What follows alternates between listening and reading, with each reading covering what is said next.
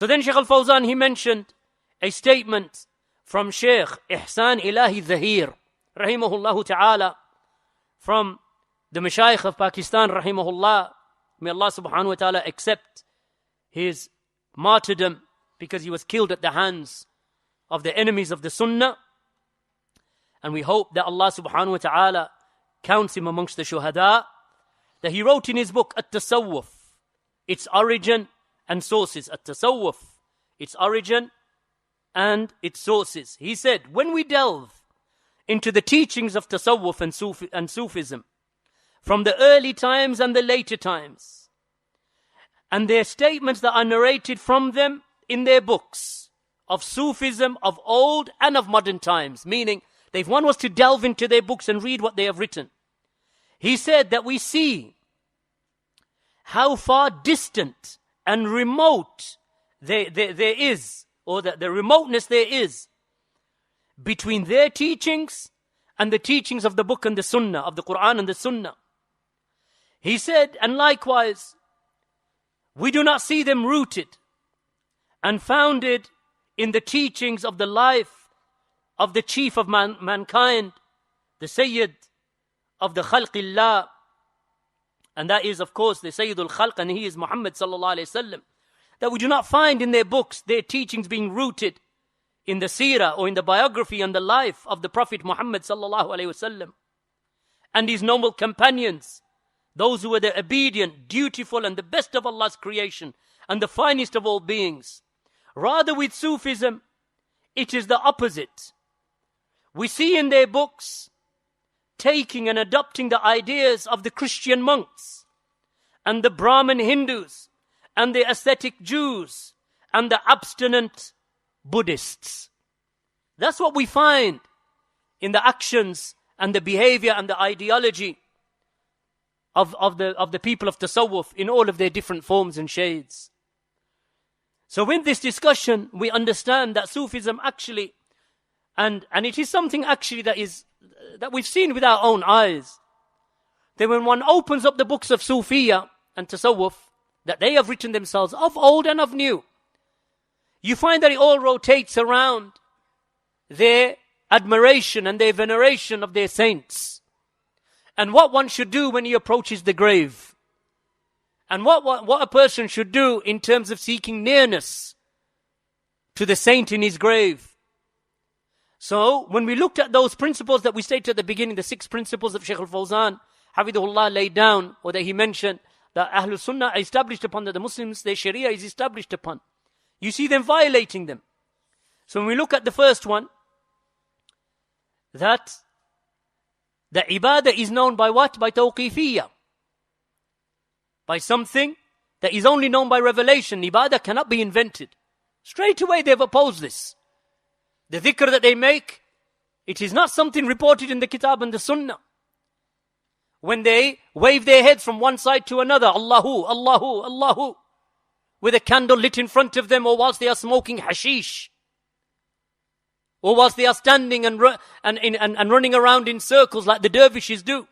Is that something that is reported in the kitab and the sunnah? Because that's the first principle. The ibadah, that worship, is something that is only known by revelation, not by the aql, or nor by that which feels good. Well, it feels good, let's do it. It is not known by how you feel, nor by desires and nor by the aql. Secondly, that it must be done purely for the sake of Allah subhanahu wa ta'ala. Khalisan.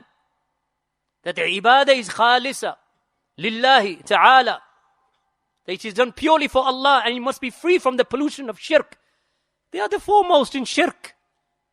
They go to the graves and they ask the one who is dead in his grave for intercession, to bring them closer to Allah, and they call it tawassul and shafa'ah. When in reality it is nothing but shirkul akbar. It is major shirk and idolatry.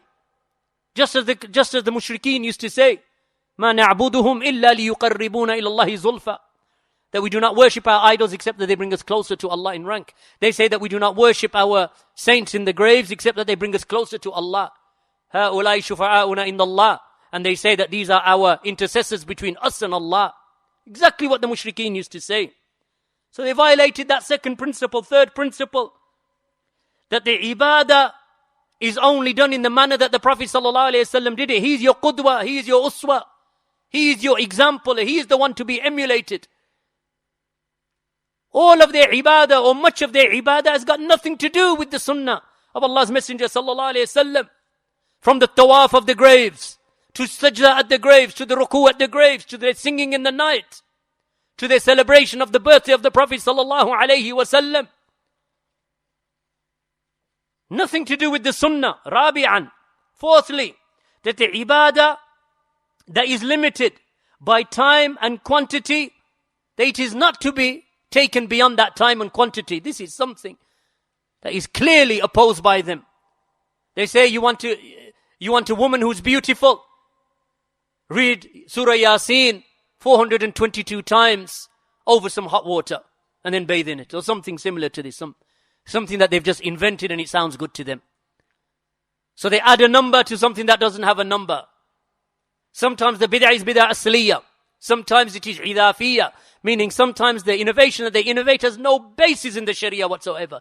And sometimes it is idafiyah, meaning that there is a basis to it in the sharia, but the manner in which they do it is something that is not reported in the sharia. So their dhikr, for example, they will say, recite such and such, as we'll mention one or two examples. They will say, recite such and such, such and such a number of times, maybe umpteen number of times. And if you were to do so, then Allah will grant you wealth and grant you business success. Or if you hang the number 786, or whatever number they choose for themselves, 412, or whatever they believe, 412 is Ayatul Kursi, or 786 is Bismillah, or whatever they've invented from their heads. They say, hang this up and put it on your arm, or hang it around your neck, or whatever, and you'll be protected from the evil eye of others, and so on. Amulets. And codifying into numbers, verses of the Quran. So you see them changing times, changing period, changing number, changing location. Tawaf is of what? Of the Baytullah, of the Kaaba. They make tawaf of the house of Allah. The Qibla for the Muslims is the Kaaba, Mecca, in the direction of the Qibla. The Haram. Their Qibla changes when they're in front of the grave. Or they'll make sajda towards the grave of Abdul al-Jilani. Or as they enter into the shrine of Ahmed al-Badawi in Egypt, that they will make sajda and ruku'. And when they leave it, they will not turn their back. And they will take off their shoes before entering his shrine. So you see them inventing these types of things. And likewise the rest. Some of them, like the 6th point that he mentioned. The ibadah does not come to an end upon the mukallaf, upon the one who is subject to the commands of Allah from the age of his bulugh, from the age of his adulthood, whilst he is sane up until he dies. What does the Sufis say? That some of their shaykhs reach such a level of ibadah and nearness to Allah that they don't need to worship Allah anymore. They don't need to worship Allah anymore. My father, rahimahullah, used to tell us a story of a Sufi that he used to know. He said he used to stay in our house. He said before you were born in the 60s. And in the early 60s, he said that he used to sleep and he was the only one in the house who never used to pray Fajr. So he said one of your uncles came in and he said, what's wrong with you? You got this man in the house, you say that he's a saint or he's a peer or whatever you call him. The man doesn't even pray Fajr. So they plucked up enough courage to ask him. He said, you don't understand. His soul is taken by the angels at Fajr time to the Haram in Mecca. He prays Fajr there and then he's brought back. This is tasawwuf and this is Sufiya. For everything there is a answer that they have that leads them more and more into misguidance. And of course, those who follow the paths of Sufiya, you find them story after story, and wallahi, some of the stories are despicable. Some of them are, in fact, you couldn't repeat them because of the level of their, the things that they discuss and the intimate nature of what they do with animals and with children and so on.